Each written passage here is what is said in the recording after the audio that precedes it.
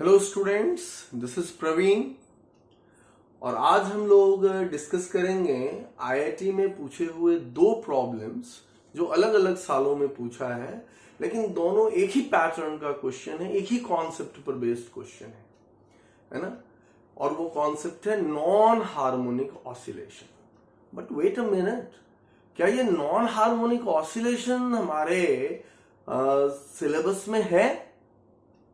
Of course not, but फिर भी examiner ने पूछा है। सो एग्जामिनर के माइंड में क्या चल रहा है, हम लोग ये भी जानने की कोशिश करेंगे कि what is the examiners mind.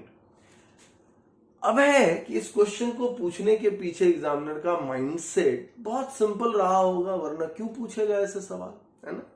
तो सबसे पहले तो हम ये देखें कि ये नॉन हार्मोनिक ऑसिलेशंस क्या है ना, और ये हमारे हार्मोनिक ऑसिलेशन से किस प्रकार डिफरेंट है।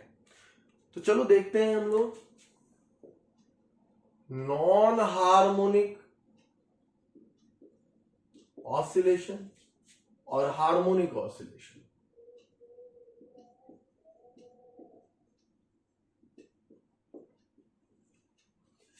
हार्मोनिक ऑसिलेशंस का कहने का यहां मतलब है कि एसएचएम, जो तुम जानते हो। नॉन हार्मोनिक ऑसिलेशन का मतलब हो गया नॉन एसएचएम। अब यहां क्या है कि ये हमारा मीन पोजीशन है पार्टिकल का और ये एक्सट्रीम पोजीशन है दोनों।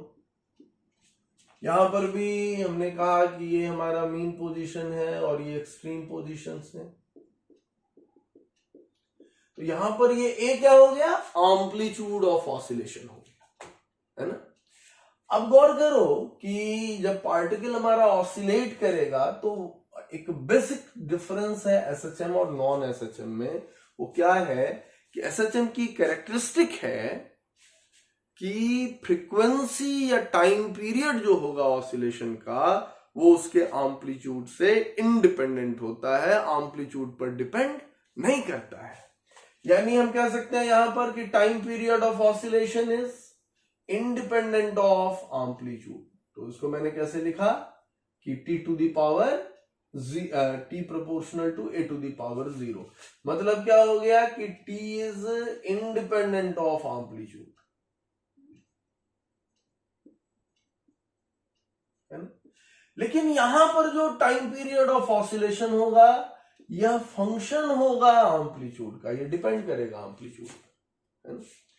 और क्या डिफरेंस है? तो यहां पर जो हम पोटेंशियल एनर्जी लिखते हैं किसी डिस्प्लेसमेंट एक्स पर, यह पोटेंशियल एनर्जी प्रोपोर्शनल है एक्स टू द पावर 2 के, है ना। और यहां से तुम कह सकते हो कि u इज के एक्स स्क्वायर। हालांकि जो तुम्हारा जनरल फॉर्मूला आया है वो हाफ के एक्स स्क्वायर लिखते हो, तो वहां पर हाफ के इज ऑल्सो ए कॉन्स्टेंट। तो यहां पर हम कह सकते हैं कि k जो है हमारा वो कोई पॉजिटिव कांस्टेंट है। और यहां जो पोटेंशियल एनर्जी होगा ये proportional to x to the power कोई एक नंबर होगा, मान लो हम लिखते हैं n, है ना। तो ये n जो होगा ये ग्रेटर देन 2 होगा, है ना। ये ग्रेटर देन 2 कोई भी नंबर हो सकता है, यानी यहां पर ये इंटीजर भी हो सकता है और फ्रैक्शन भी हो सकता है। तो यहां पर हम u बराबर क्या लिख देंगे? k mod x to the power n। यहां भी हमारा k क्या है? पॉजिटिव कांस्टेंट है। लेकिन यहां जो k लिखा गया है और यहां जो k लिखा गया है ये दोनों के दो अलग अलग k है। समझना इस बात को, यहां पर k का अलग डायमेंशन है, यहां पर k का अलग डायमेंशन है, तो इसलिए ये दोनों k डिफरेंट है। अब कह रहा है कि यहां जो टाइम पीरियड ऑफ ऑसिलेशन है वो किन किन चीजों पर डिपेंड करेगा और यहां किन किन चीजों पर डिपेंड करेगा। तो जो पार्टिकल यहां ऑसिलेशन कर रहा है उसका मास अगर m है ना, यहां पर भी अगर हम कहें कि उस ऑसिलेटिंग पार्टिकल का मास m है, तो यहां पर टाइम पीरियड किसका फंक्शन होगा? सिर्फ और सिर्फ m का और k का। लेकिन यहां पर जो टाइम पीरियड ऑफ ऑसिलेशन होगा वो फंक्शन होगा, अभी बताया मैंने, a का भी, m का भी और k का भी, है ना। यानी इसके अलावा ये इसके एम्पलीट्यूड ऑफ ऑसिलेशन पर भी डिपेंड करता है।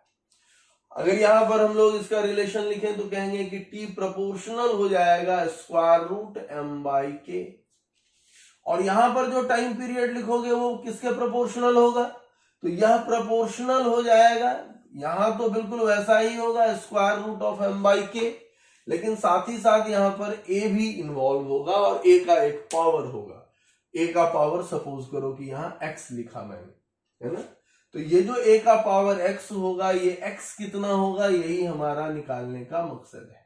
एग्जामिनर के पूछने का भी यही मतलब है कि तुम ये x कैसे निकाल पाते हो, है ना, तो x ध्यान रखना, x हो जाएगा 2 माइनस एन बाई टू, है ना, x कितना होगा 2 माइनस एन बाई टू। लेकिन ये हम निकालेंगे कैसे, ऑफ कोर्स फिजिक्स के अप्रोचेस से तो नहीं निकालेंगे, है ना, तब क्या करेंगे हम लोग डायमेंशंस यूज करेंगे। Yes, that is the mind of examiner. Examiner यहां सोच रहा था कि वो एक ऐसा रिलेशन यूज कर रहा है, एक ऐसा रिलेशन यूज कर रहा है उसमें, जिससे कि तुम उलझ जाओ फिजिक्स में जाकर के और तुम्हारा टाइम किल हो सके, है ना, जबकि सवाल बहुत आसान था। अगर हम लोग डायमेंशंस का अप्रोच लेते तो हम बहुत आसानी से निकाल सकते थे इसे, है ना, कैसे, लेट्स हैव अ लुक। मैं इधर इरेज कर देता हूं।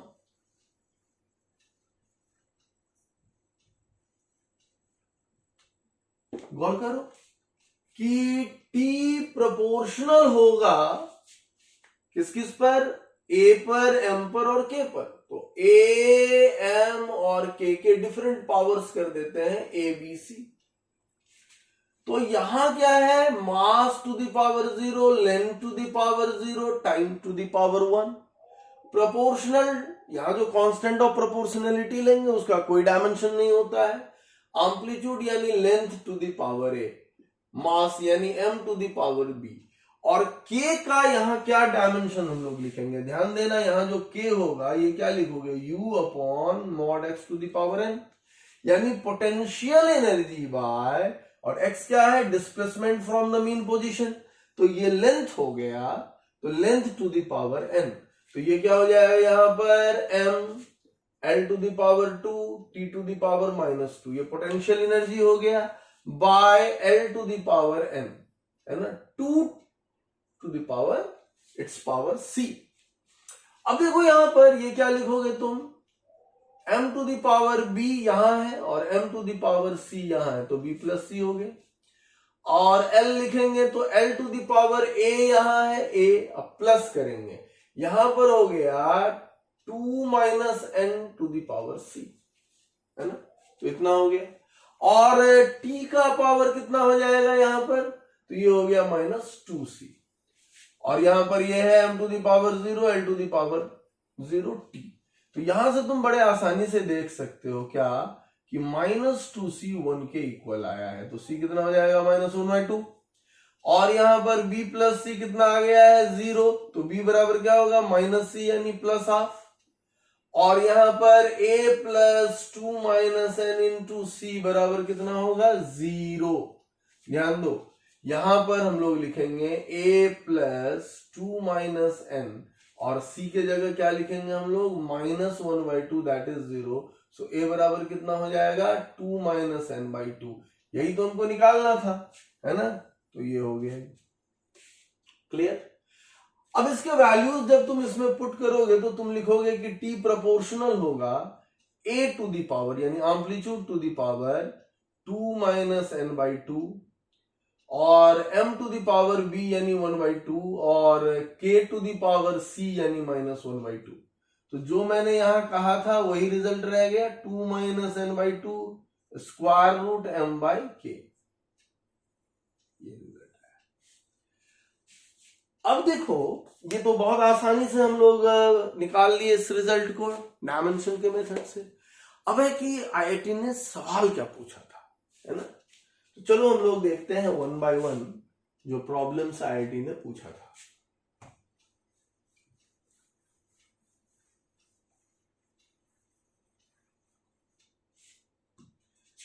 आईआईटी ने पूछा था 1998 में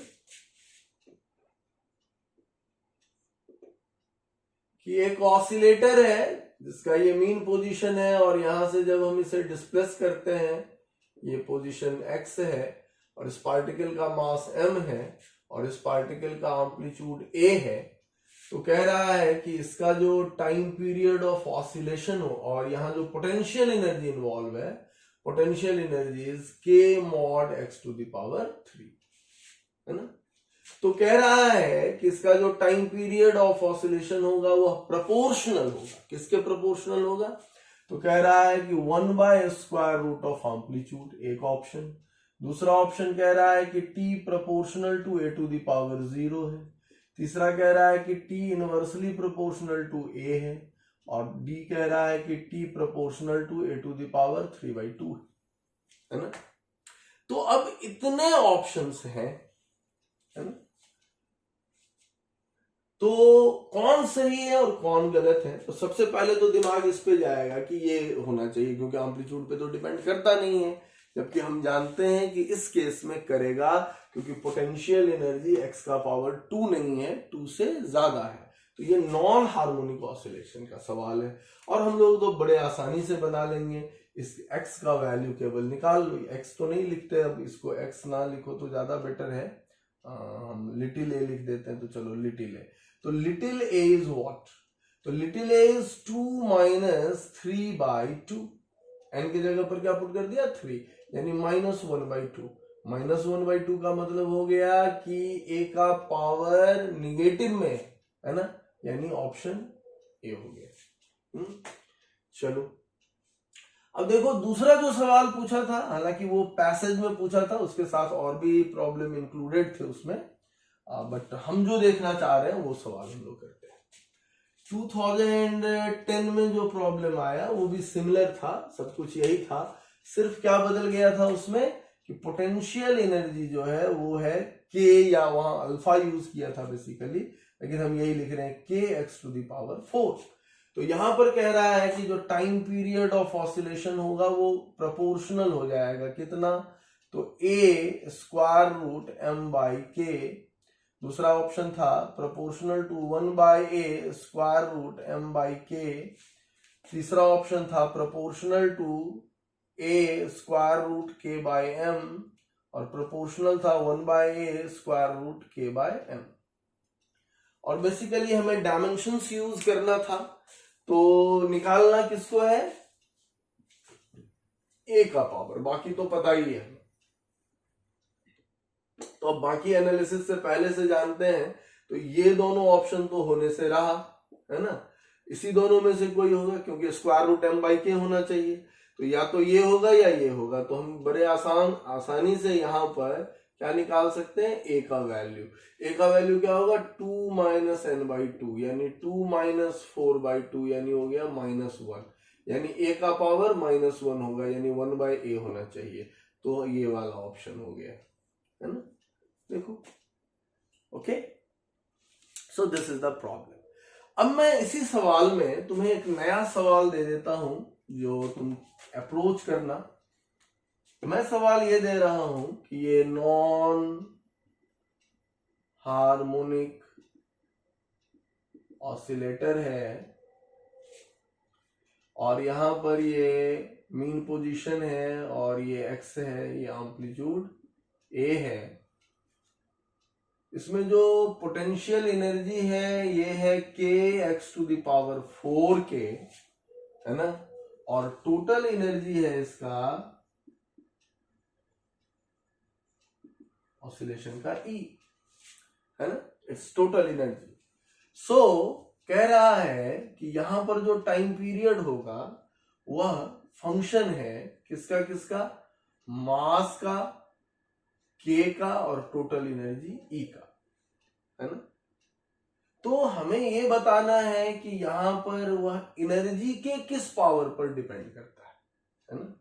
यहां पर तुम्हें सिर्फ ये समझाना है कि time period of oscillation proportional to e to the power x, अगर x तो नहीं लिखते हैं हम लोग, e टू द पावर अगर n है तो you have to find n। इसको अप्रोच करना, है ना, और कमेंट बॉक्स में हमें मैसेज करना कि क्या रिजल्ट आया इनका। ओके, अगले इस सीरीज में हम लोग और भी क्वेश्चंस लेकर के आएंगे जो आईआईटी में पूछे हुए सवालों का है, और हम लोग इसी तरह एग्जामिनर के माइंडसेट को रीड करेंगे कि वो क्या चाह रहा था, है ना। Okay, thank you.